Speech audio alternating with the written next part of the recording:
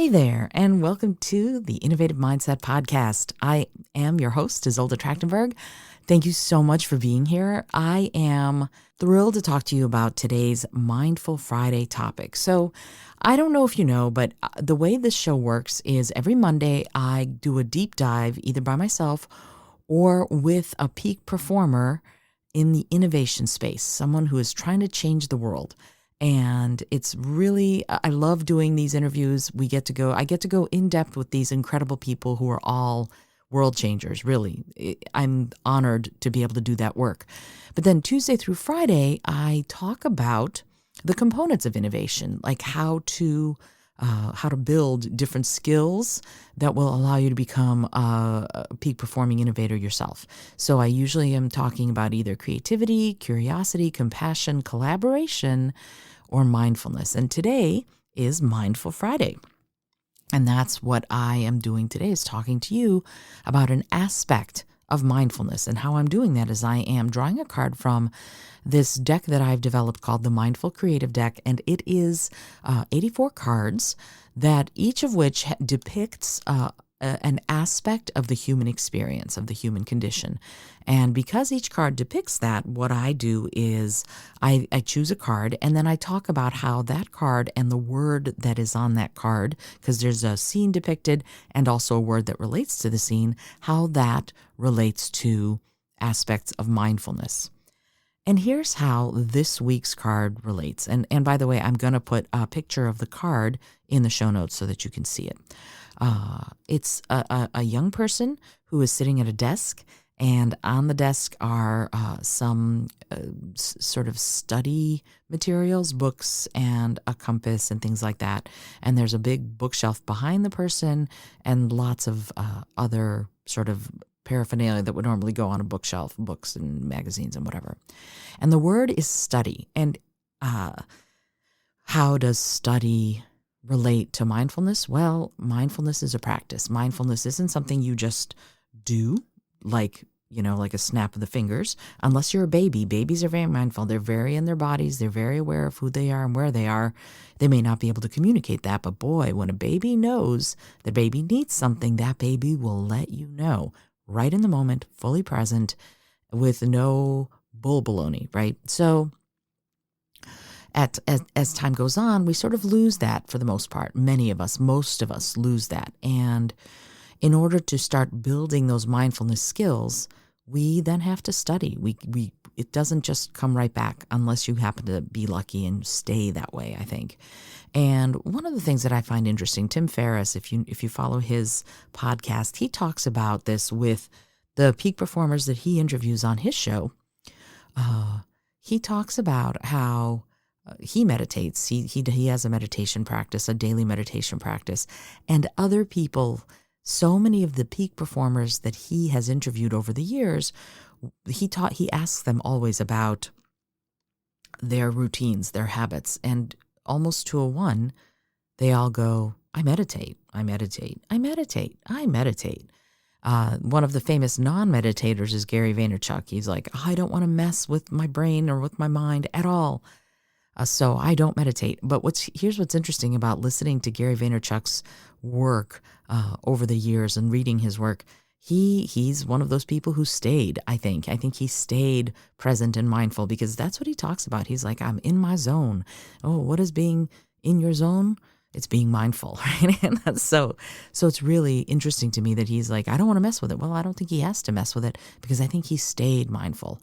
And that is amazing. Good for him. Whereas most of us have to start a mindfulness practice and we have to study. We have to read books or sign up with, for classes or go get trained in like transcendental meditation or whatever. And I'm not recommending any one form of meditation, by the way, or one form of mindfulness because there are lots of them. But the point is that you have to apply yourself, right? You can't just go, ta-da, unless you're someone like Gary Vaynerchuk who has, again, held on to it. For the most part, you're going to be someone who's going to need to actually apply it and study it. And you can meditate from in the Hindu tradition, in the Far East, in Chinese, Japanese tradition, There's the yoga forms of meditation. There's also transcendental meditation. There's just focusing on an object, like light a candle and look at the flame for 5 minutes. Remember to blink and take care of yourself, of course. But yeah, you can do that. You can pour water into a cup and just look at the surface of the water and see what you see. That's another form of mindfulness training. You study, you apply yourself. You might read books. You might talk with teachers. If you want a starting point, get in touch with me, and I'm happy to give you a starting point or a guided meditation that might be helpful to you. I have lots of them, so already recorded, and I'm happy to give you a guided meditation. If you drop me a DM at Isolda T on Instagram, I would be delighted to provide you with a grounding meditation or another one. No problem. It would be my honor. So the point though is that you have to study. And you know what's interesting about study is that when you are in the process of learning, you are being mindful, like in the moment of learning, not the, I'm bored, I don't want to read this anymore. That's not the part I'm talking about. When you're actually really fully present and you're reading something or you're listening to something and you're just soaking it in and you're in the moment, in the experience of learning, that is mindfulness in many ways at its peak. Now, there are some who will say, no, you have to empty your mind. Well, maybe. There are lots of ways to get mindful. You can empty your mind, but what if you're just present to whatever happens, whatever you take in, whatever you learn? And frankly, if your mind is empty, if you've emptied your mind, then it becomes a vessel for something to come in. And that's study. That can be an application of learning. And Josh Waitzkin wrote this wonderful book called The Art of Learning. His version of that, and for him nowadays, I think is mindfulness is all about surfing. And some, other people do other things.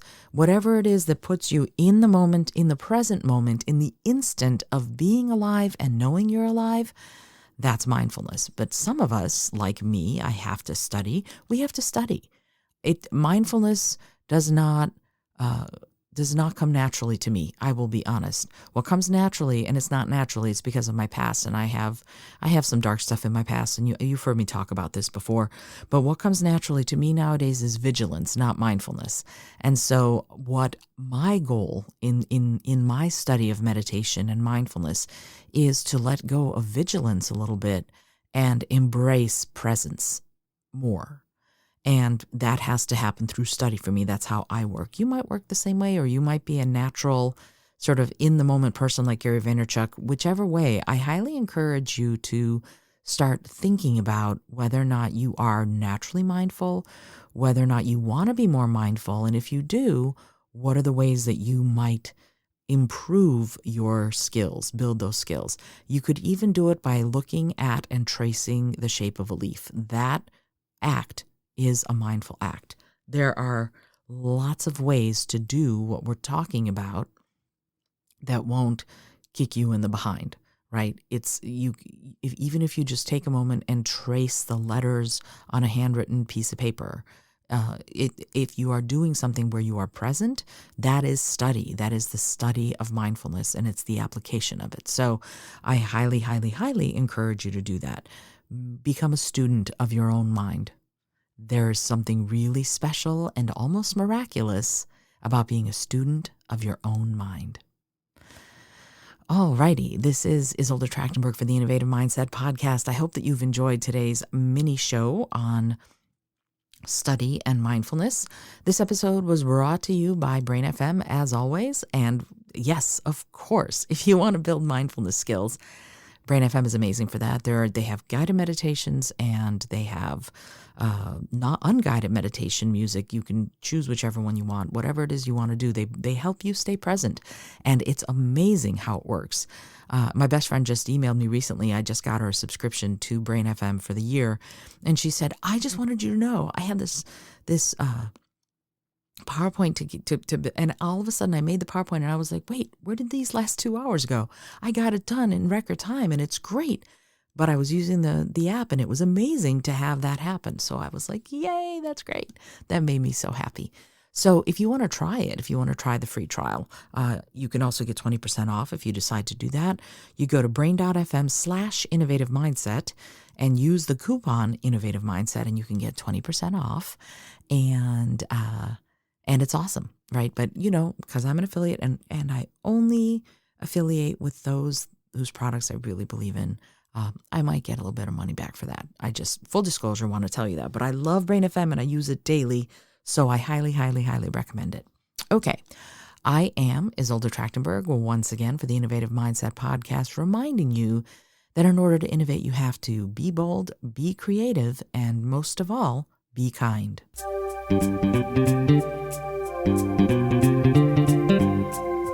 Thank you so much for joining me today. I really appreciate you being here. Please subscribe to the podcast if you're new, and it would mean the world to me if you told a friend about it. Today's episode was produced by Isolde Trachtenberg and is copyright 2021. As always, please remember this is for educational and entertainment purposes only. Past performance does not guarantee future results, although we can always hope. Until next time, remember to be bold, be creative, and most of all, be kind.